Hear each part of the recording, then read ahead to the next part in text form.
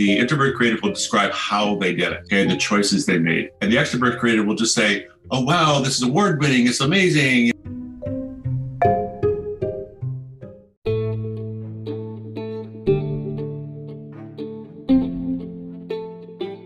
Hi everyone, thanks for tuning into Nodes of Design. To help support our mission spread knowledge, we have a very special guest on today's episode. Let's welcome Randy, who's a recognized brand strategist and a creative director with over 20 years of marketing and innovation experience in client agency and media worlds. Randy has worked with WPP, Omnicom Agency Network, Conde Nast, Domecq, and E&J Gallo. Most recently, Randy has worked in his agency world owning and operating two firms, including the Visual brand, which was founded in 2013. In this episode, Randy had shared great insights on creative thinking DNA. We had discussed on what is creative thinking DNA and what are the various styles of creativity. We then spoke on what's Randy's take on whether people are born creative or creativity as a skill can be enhanced. We then spoke on what is a systematic approach to idea generation and what is the concept of introvert and extrovert creatives and how could both of them can collaborate to bring out great results. In the end, we concluded this show by Randy recommending us few tips on enhancing the storytelling skills and also how designers could overcome the fear of self-doubt. Hope you guys enjoyed this episode, and on every Friday, we release new episodes with different creative leaders from around the world to help you better understand different concepts related to design. So don't forget to tune in into Notes of Design every Friday. With that being said, happy designing everyone.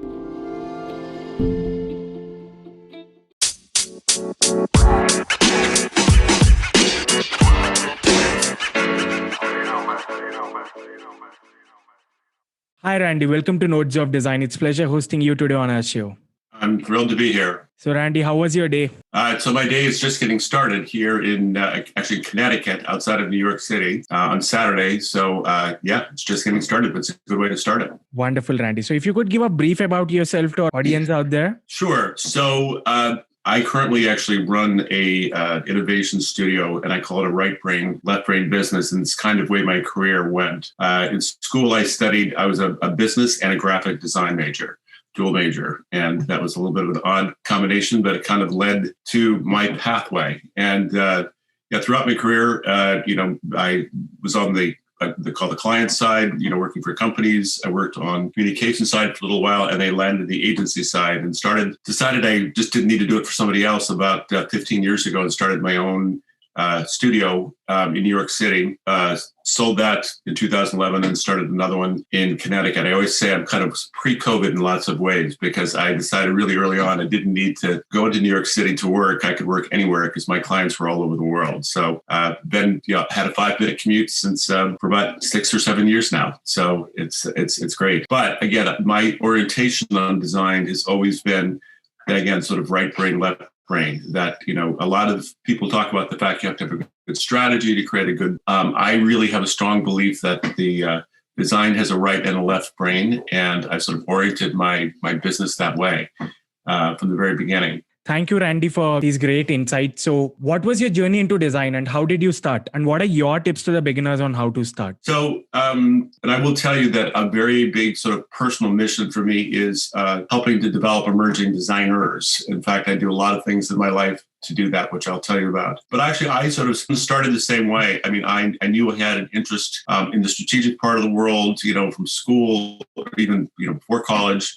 But I was creative. I came from a creative family. I grew up in a family that was big into music and other kinds of and graphic design. And so when I went to college, my parents, fortunately, didn't have an issue with me doing both of those. So I'd go from the business school where I'm studying economics, and then I'd go over and, pick up a paintbrush. So, I loved it. And, I was allowed to explore that at school. So, and then coming out of school, honestly, I was a fortunate time where I was able to find jobs to do that. What's kind of key is, not every job you do does all of what you want to do initially. So my first jobs out of school, I wasn't really using my graphic design skills. Okay. And I think, okay, that's okay. I was frustrated a little bit, but then I thought, this is part of my learning journey, right? And then later I got to do more. Ultimately, when I decided to start my own company, it's when I could do anything I want, right? So that's where I finally said, all right, I got to the point in my career where I was running agencies, and that wasn't really terribly fun because I didn't really get to do the creative part directly because I'd people who do that, and they, even my sort of telling thing that the last company that I ran, the owners actually said, "Oh, no, you don't have time for that. Yeah, you need to make sure everything's working and business is flowing and all that." And I said, that's not. I want to do both. So ultimately, again, that's when you do things on your own, you ultimately get a chance to be your own, navigator, if you will. And so that was my choice. Not that doesn't have risk, it does, but it certainly allows you to choose your own destination. And what I've actually done with my teams also, even though I have people who are designers and people who are strategists and people, even different things, I encourage them to exercise both parts of their brain. So we do a design crit when we're doing a big project. The strategists are involved in that. And frankly, they should be, because a lot of times they've informed it, but they get to speak to it. And when they speak to it, we really work on how to speak to that in a way a designer will take that information. As I always say, speak in adjectives. Don't say, "I wish it was red," because that doesn't really help a designer other than say you like the color red.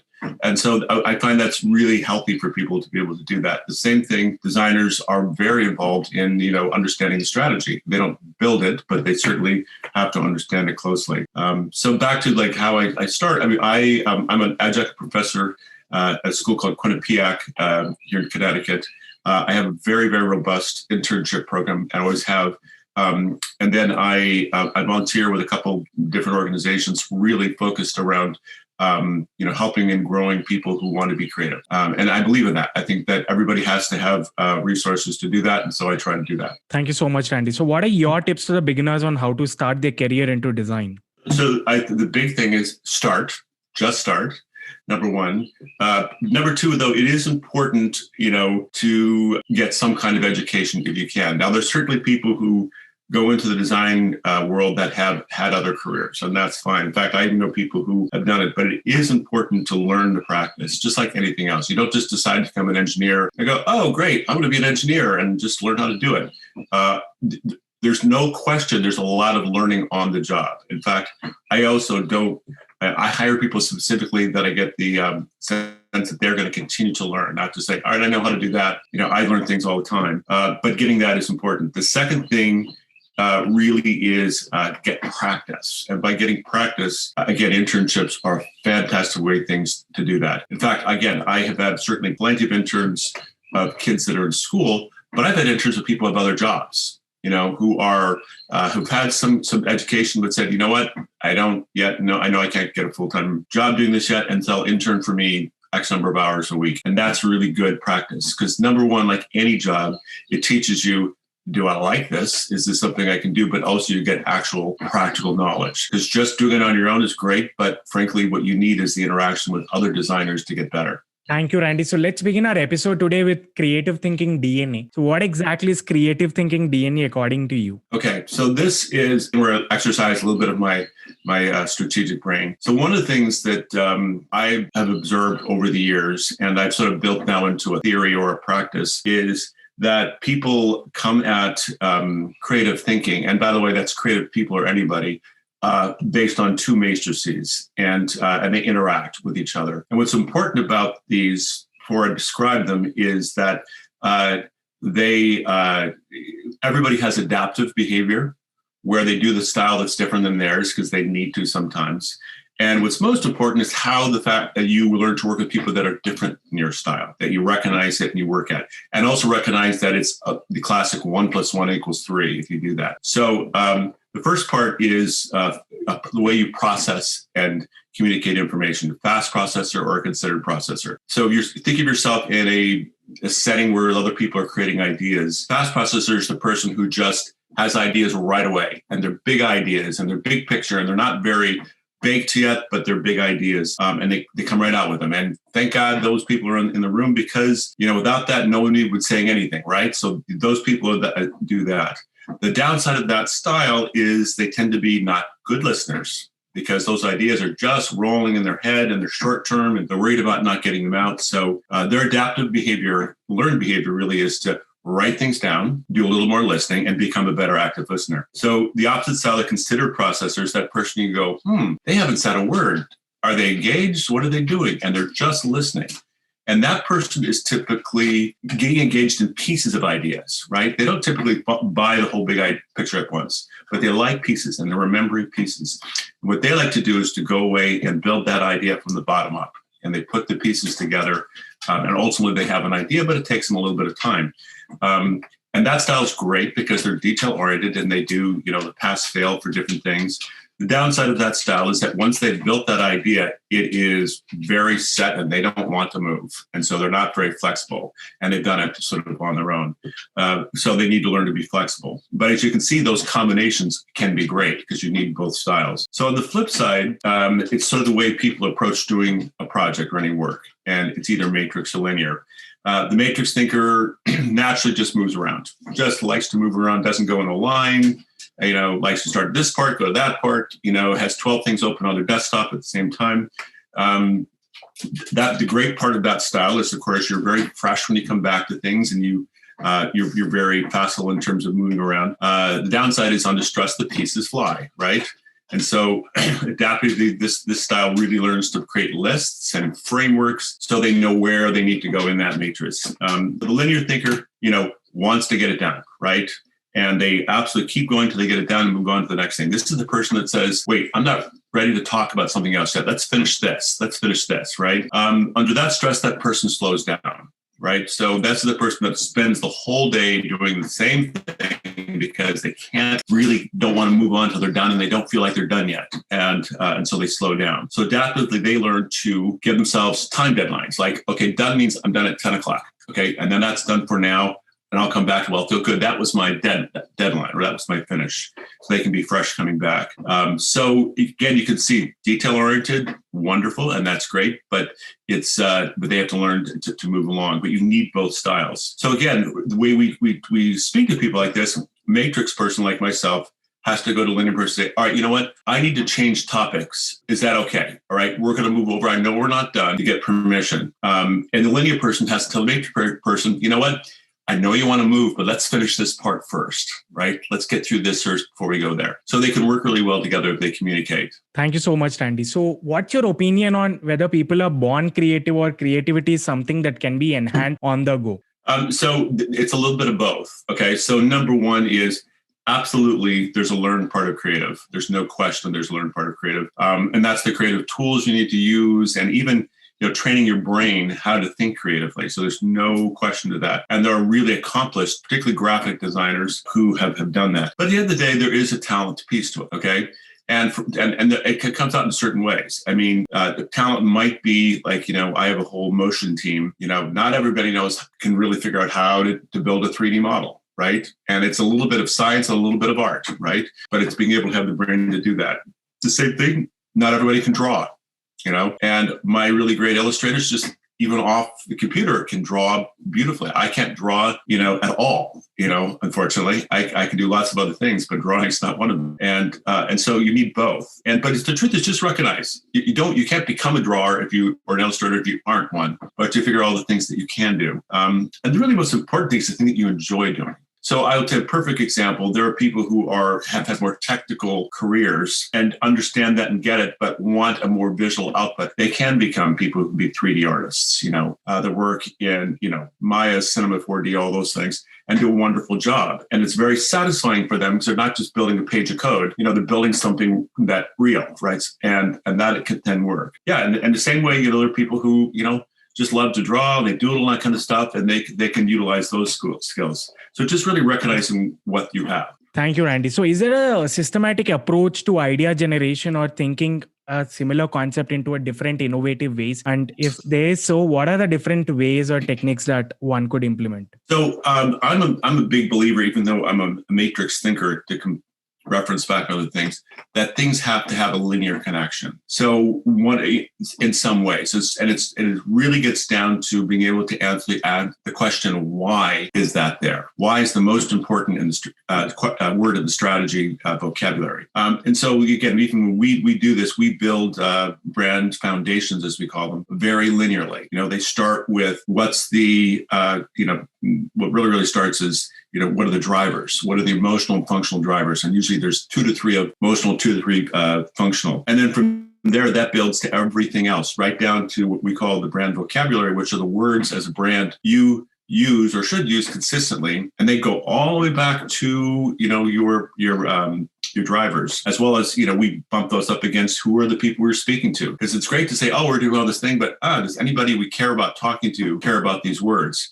And so we do that as well. So the connection is important. So, in the strategy world, it's a big thing to say, oh, here's the brand personality, here's the brand statement. You go, oh, that's light and that's pretty, but you not understanding why it's there and how it connects is not as useful. Thank you, Randy. So if you could explain us the concept of introvert and extrovert creatives. Sure. So that is another, and actually that's just a great observation, but also it's something that's really one of those things that helps you understand yourself. So another observation I've built over time. So the introverted creative loves the doing of design, and at the end goes, okay, it's done. They don't care so much about the finished product. So my wife, who is a creative director, also is like completely like that. She is, and by the way, she starts every project saying, I have no idea what I'm doing. And it's because she is back to that considered processor. She knows how to do it. That doesn't mean that she doesn't know what it's going to look like, because she's getting started. So, but she loves the process of doing it. At the end, she'll never take a picture of it. She goes, it's done. The extrovert creative really is all about the done. Okay. So they can do it. They don't mind, but their really thing is like, oh, I want to say, ta-da, look how great this is. Look how beautiful. So we all know people like that, right? And frankly, anybody who's selling your work to a client, you want to be that extrovert person to go, look how great this is. Look how wonderful this is. And you hear somebody, say describing, and you can say, describe your work. And you can tell that the introvert creative will describe how they did it, okay, the choices they made. And the extrovert creative will just say, oh, wow, this is award winning. It's amazing.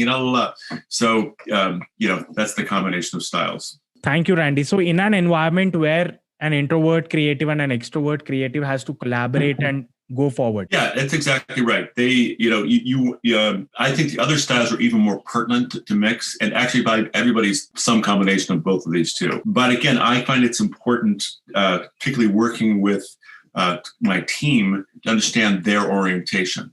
Okay. So when I speak to them, I speak to them into their orientation. So we've talked to an introvert creative, we talk about the process, okay? We talk a lot about how we're going to get there and what the thing, and that's the place they're really going to be connected. The extrovert creative are going to say, this is what it needs to do at the end, It's going to be, it needs to be this, and they will connect there as well. And so it's, again, all about sort of how we communicate. Thank you, Randy. So in terms of creative thinking, storytelling is a very important aspect. So how do you, suggest some ways for us wherein people can enhance their storytelling skills via creative thinking? So you just said an important word, which is storytelling, which of course is people talk about a lot, but it is really, really essential. And storytelling isn't obviously always done in words. We all know that there are visuals that tell a huge story all by themselves. In fact, I have a blog that I do that I actually work harder on the visual, even than the words, because I need it to really say what I'm trying to say without having to write the words. And so it's really understanding that. But I actually find, like anything else, the best way to learn that is to observe what others do and really look at it. I'll look critically at a visual, whether it's something in fine art or something else, and go, try to understand the story it's telling, right? And the same thing in writing is to do the same thing. The only other thing I would say from a writing standpoint, I kind of believe in the classic less is more. So you don't need to write me, 12 pages to write a story. A story can be told in fewer words. And actually the nugget of the story is the most important part, or the 2 or 3 sentences that you will remember afterwards. Thank you, Randy. So one last question before we wrap up. That is, a lot of creatives go through feeling low or self-doubt sort of thing about themselves when they compare with other creatives around them. So how could designers just cope up with that self-doubt thing and see the positive side in others and can creatively enhance their skills? So that is, of course, the classic creative thing. I'm never good enough, right? In fact, you'll go back and they're going to, that's just not so great. So the end of the day is that you have to recognize, to have self-pride of certain things. Even the pride could be what you did to get there, right? Understand that it's difficult. And by the way, understand it is a journey, that your work should improve over time. In fact, I love seeing a designer's portfolio that shows me this is my early work and this is my later work. And this is how I progressed. Love that. Love that. And I think that that's important to recognize, is that we don't all have everything from the beginning to the end. The really, really critical thing is to have, as I say, have a posse, right? Have other design peers who you can communicate with, that you can collaborate with, whether it's through a job or otherwise. I find the most miserable designers who are doing it all by themselves with no feedback other than people who are not designers. So it's a real critical thing to be able to get that feedback and that collaboration with others. Because by the way, there's the old self-support saying, wow, because people say, oh, this is terrible, this is shit. The other person says, but there's this good part about it. And they'll go, oh yeah, I hadn't even thought about it. I was getting so beat up on myself. I didn't realize that was a place to go. So I think, collaboration is really key, and recognizing that you do have a journey. Thank you so much, Randy, for sharing all these wonderful insights. So how does your typical day look like, or any interesting stories that you could share with us?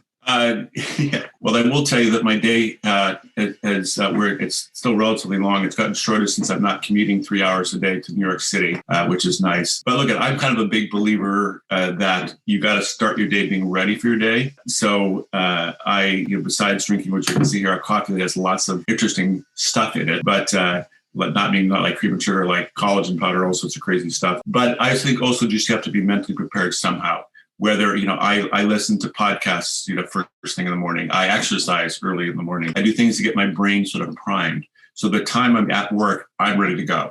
Okay. And even with my teams, it's sort of a thing that we talk about too. I said, don't just come into work. We've rolled out of bed 2 minutes before. It's going to take you a while just to get ready to go. The other part I would say is know when you're ready to stop, because that's another key thing when people go, oh, I got to keep going. So this is a conscious choice that I make, beyond things that you have to do, like get through 12,000 emails. But you have to also recognize that I'm not going to be productive anymore today.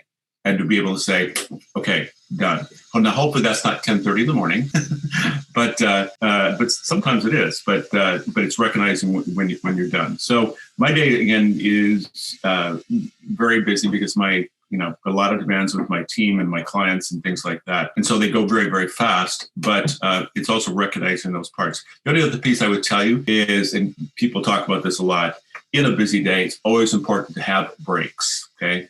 You can't keep pushing, never getting up from your desk. It could be 5 minutes to walk outside. It could be, to do something else. What I actually do, the way I do it in my studio, is that I do what I call make the sweep.